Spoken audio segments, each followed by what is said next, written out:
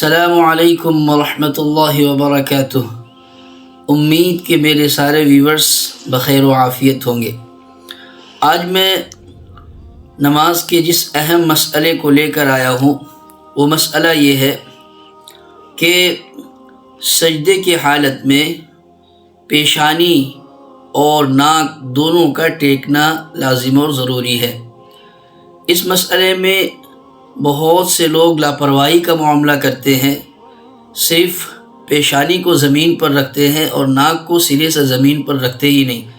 تو اس مسئلے کو سمجھ لینا ضروری ہے کہ اگر کوئی آدمی صرف پیشانی کو سجدے میں زمین پر رکھتا ہے، ناک کو رکھتا ہی نہیں، تو اس کے تعلق سے کیا حکم ہے۔ تو اگر کوئی آدمی سجدے میں صرف پیشانی کو رکھتا ہے، ناک کو سرے سے رکھتا ہی نہیں، تو ایسا کرنا مکروہ تحریمی ہے جو حرام کے قریب ہے اور اس سے بچنا لازم اور ضروری ہے۔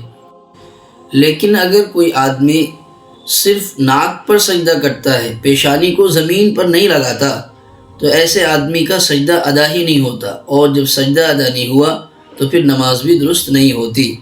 اسی وجہ سے سجدے میں ضروری ہے کہ ناک اور پیشانی دونوں کو زمین پر ٹیکا جائے۔ یہ تمام مسائل اس وقت ہے جبکہ مصلی اور نمازی کو کوئی عذر نہ ہو، کوئی مجبوری نہ ہو، اور ایسی حالت میں صرف ناک پر یا پیشانی پر سجدہ کرے۔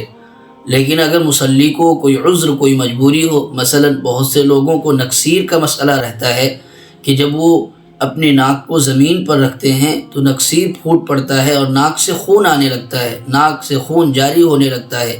اگر کسی کو اس طرح کا مسئلہ ہے اور اس بنا پر وہ ناک کو زمین پر نہیں ٹیکتا، تو ایسا کرنا اس کے لیے مکروہ تحریمی نہیں ہوگا، بلکہ اس کے لیے یہ جائز ہوگا۔